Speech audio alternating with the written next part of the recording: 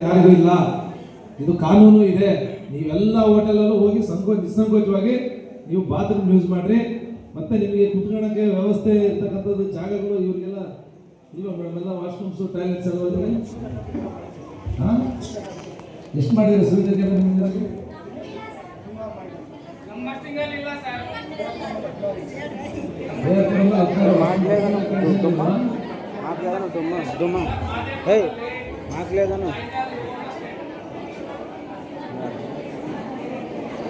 ಆಯ್ತು, ಆದಷ್ಟು ಬೇಗ ಮಾಡಿಸಿ.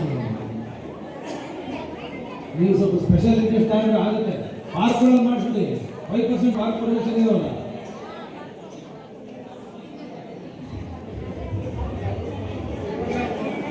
ಮಾಡಿಸ್ಕೊಡಿ. ಅವೆಲ್ಲ ರೋಡ್ಗೆಲ್ಲ ಮಿತ್ಕೊಳ್ಳೋದು ಮಾಡಕ್ಕೆ ಬಿಡಬೇಡ್ರಿ. ನಾನು ಎಲ್ಲರಿಗೂ ಒಂದು ಭರವಸೆ ಕೊಡ್ತಾ ಇದ್ದೀನಿ ಕೇಳಮ್ಮ. ನಾವು ಆಯೋಗದ ಅಧ್ಯಕ್ಷ ಆಗಿ ಇನ್ನೂ 2 ತಿಂಗಳಾಗಿದೆ. ಇನ್ನು ನಾನು 2 ವರ್ಷ ಇಲ್ಲೇ ಇರ್ತೀನಿ, ನಿಮ್ಮ ಜೊತೆ ಸದಾ ಇರ್ತೀನಿ. ಧೈರ್ಯವಾಗಿ ನಿಮ್ಮ ಹಕ್ಕುಗಳನ್ನು ಉಪಯೋಗಿಸ್ಕೊಂಡು ಉತ್ತಮವಾದ ಜೀವನ ನಡೆಸೋದಕ್ಕೆ ಏನು ಸಾಧ್ಯ ಇದೆ ಅದನ್ನು ಪ್ರಯತ್ನ ಪಡ್ರಿ. ನಾನು ಜೊತೆಗೆ ನೀವು ಯಾರು ಎದುರ್ತಕ್ಕಂಥ ಅವಶ್ಯಕತೆ ಇಲ್ಲ. ನಮ್ಮ ಆಯೋಗದ ಕಚೇರಿಗೆ ಬರ್ರಿ. ಬಂದು ನಿಮಗೆ ಬರೆಯೋಕ್ಕೆ ಬರೆದ್ರು ಬರ್ರಿ, ನಾನು ಅಲ್ಲಿ ಇಟ್ಟಿರ್ತೀನಿ. ನಮ್ಮ ಆಫೀಸ್ನಾಗ ಬರ್ಕಂತಾರೆ. ನಿಮ್ಮ ಅರ್ಜಿನ ರೈಟಿಂಗ್ ಕೊಡ್ರಿ. ನಿಮ್ಗೆ ಆಗ್ತಕ್ಕಂಥ ತೊಂದರೆಗೆ ಸದಾ ನಾವು ಸ್ಪಂದಿಸೋದಕ್ಕೆ ಸಿದ್ಧ ಇದ್ದೀವಿ. ಬೆಂಗಳೂರಿನಲ್ಲಿ ನಿಮ್ಮ ಉಸ್ತುವಾರಿ ಸಚಿವರಾಗಿರ್ತಕ್ಕಂಥ DK ಶಿವಕುಮಾರ್ ಸಾಹೇಬರು ಸಹ ನಾನು ಮಾತಾಡಿದ್ದೀನಿ ತಮ್ಮ ವಿಷಯಗಳ ಕುರಿತು. ಅವರು ತಮ್ಮಗಳ ಬಗ್ಗೆ ಬಹಳ ಕಾಳಜಿ ಇಟ್ಕೊಂಡಿದ್ದಾರೆ. ತಮಗೆ ಡಿಸೆಂಬರಲ್ಲೇ ಒಂದು ದೊಡ್ಡ ಕಾರ್ಯಕ್ರಮ ಮಾಡಿ ತಮಗೆ ಸಿಗಬೇಕಾಗಿರ್ತಕ್ಕಂಥ ಸೌಲಭ್ಯಗಳನ್ನು ಕೊಡಿಸ್ಬೇಕಂತಕ್ಕಂಥ ಒಂದು ದೊಡ್ಡ ಮೀಟಿಂಗು ಭಾಳ ಬ್ಯುಸಿಯಲ್ಲಿ ಅವರು ಅದನ್ನು ನಿಮ್ಮ ವಿಷಯನ ಇಟ್ಕೊಂಡು ಗಮನ ಹರಿಸಿ ಮಾಡ್ತಾ ಇದ್ದಾರೆ.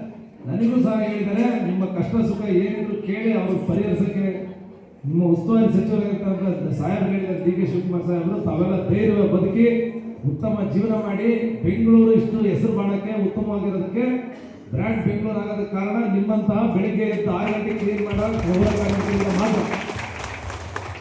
ನೀವು ಬೆಂಗಳೂರಿನೆಲ್ಲ ಕ್ಲೀನ್ ಮಾಡಿ ನಿಮ್ಮ ಜೀವನ ಕತ್ತಲಾಗಿರ್ತಕ್ಕಂಥ ಅನಿವಾರ್ಯತೆ ಇಲ್ಲ. ನೀವೆಲ್ಲ ಧೈರ್ಯವಾಗಿ ಫಸ್ಟ್ ಬದುಕಂತೀರಿ. ಗೊತ್ತಿಲ್ಲದ್ರೆ ತಿಳ್ಕೊಂಡು ಕಾನೂನು ಏನಿದೆ ಅದನ್ನು ಮಾಡ್ಕೊಳ್ಳಿ. ನೀವು ಯಾಕೆ ಇನ್ನೊಬ್ರು ನಮ್ಮ ಕೆಲಸ ಆಗಲ್ಲ ಎದುರಿಸಿದ ತಕ್ಷಣ ಏನು ಎದುರ್ಕೊಳ್ಳೋಂಥ ಪರಿಸ್ಥಿತಿ ಇಲ್ಲ. ನೀವು ಯಾರು ಹೆದರಬೇಡ್ರಿ. ನೀವು ಧೈರ್ಯವಾಗಿ ನಮ್ಮ ಹತ್ರ ಬನ್ನಿ. ನಿಮ್ಮನ್ನು ಯಾಕೆ ಟ್ರಾನ್ಸ್ಫರ್ ಮಾಡಿಬಿಡ್ತಾರೆ ನನ್ನ ಹತ್ರ ಬಂದು ಹೇಳಿದ್ರೆ ಬರ್ರಿ, ನಾನು ಅವ್ರನ್ನೆಲ್ಲರ ಮೇಲೆ ಏನು ಕ್ರಮ ತಗೋಬೇಕಾದ್ರೆ ನಾವು ತಗೊಂತೀವಿ. ನೀವು ಧೈರ್ಯವಾಗಿ ಬನ್ನಿ. ಹಂಗಂತೇಳಿ ಕೆಲಸ ಮಾಡ್ದೇ ರಾಜಕೀಯನ ಜಾಸ್ತಿ ಮಾಡಬಾರ್ದು. ಕೆಲಸನೂ ಮಾಡಬೇಕು. ಬೆಳಿಗ್ಗೆ ಏನು ಇರುತ್ತೆ ನಿಮ್ಮ ಕರ್ತವ್ಯ ನೀವು ನಿಭಾಯಿಸ್ಬೇಕು. ನೀವು ಕರ್ತವ್ಯ ಮಾಡಿದ್ರೆ ಬರೀ ರಾಜಕೀಯ ಮಾಡಿದ್ರೆ ಅದನ್ನು ನಾವು ಬರೋಕ್ಕಾಗಲ್ಲ. ನಿಮ್ಮ ವಿಷಯಕ್ಕೆ ಅಂತ ಘಟನೆ ನಡೆದಿದೆ. ಇಷ್ಟು ಮನಸ್ಸಿನಾಗ ಇಟ್ಕೊಳ್ಳಿ. ಮತ್ತೆ ಇನ್ನೇನಾದ್ರೂ ವಿಷಯ ಇದ್ರೆ ನೇರವಾಗಿ ಹೇಳಿ.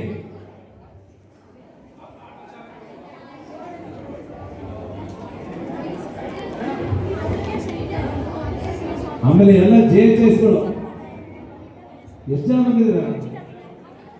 ಆಟೋ ಚಾಲಕರು ಮಾತಾಡ್ತೀರಾ? JHIಗಳು ಎಷ್ಟು ಜನ ಕೈದ್ರಿ?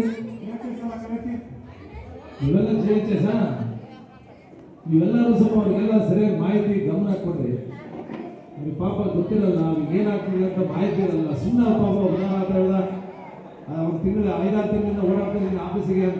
ಅಷ್ಟೊಂದು ತಿಂಗಳಾಗಿ ಓಡಾಡ್ತಾರೆ. ನಿಮ್ಗಳಿಗೆಲ್ಲ ಕಾಂಟ್ಯಾಕ್ಟ್ ಇರುತ್ತೆ. ಒಂದು ಫೋನ್ ಮಾಡಿ ಒಂದು ವಿಷಯ ತೆಗೆದು ಅವ್ರಿಗೆ ಹೇಳ್ಬೇಕಲ್ಲ.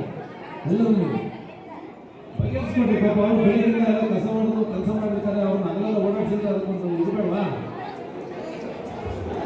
ನೀವೆಲ್ಲ ಜವಾಬ್ದಾರಿಯಿಂದ ಸ್ವಲ್ಪ ಅವ್ರಿಗೆಲ್ಲ ಸಹಾಯ ಮಾಡಿ. ಏನು ಹೇಳೋದು ನಿಮ್ದೇ ಹೇಳಿ.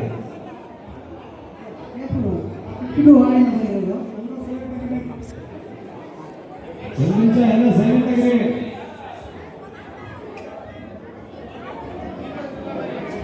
ನಾನು ಏನು ಹೇಳಪ್ಪ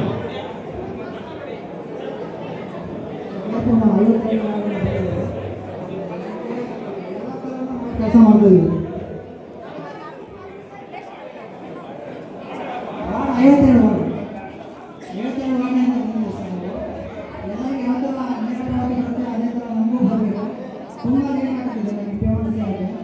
ಸಮಸ್ಯೆ ತೀರಿದ್ರೆ ಇನ್ನೂ ಸಮಸ್ಯೆ ಆಗಿದೆ. ಎಲ್ಲ ಕೂತ್ಕೊಳ್ಳಿ. ನಿಮ್ಗೆ ಸಮಸ್ಯೆ ಒಬ್ಬೊಬ್ಬರೇ ಹೇಳ್ಬೇಕು. ನಿಮ್ಮ ಅಧ್ಯಕ್ಷ ಬಂದಿರೋ ಅಧ್ಯಕ್ಷರಿಗೆ ಸಮಸ್ಯೆಗಳು ಹೇಳಿ. ನೀವೆಲ್ಲ ಮಾತಾಡಿ ಫೋನು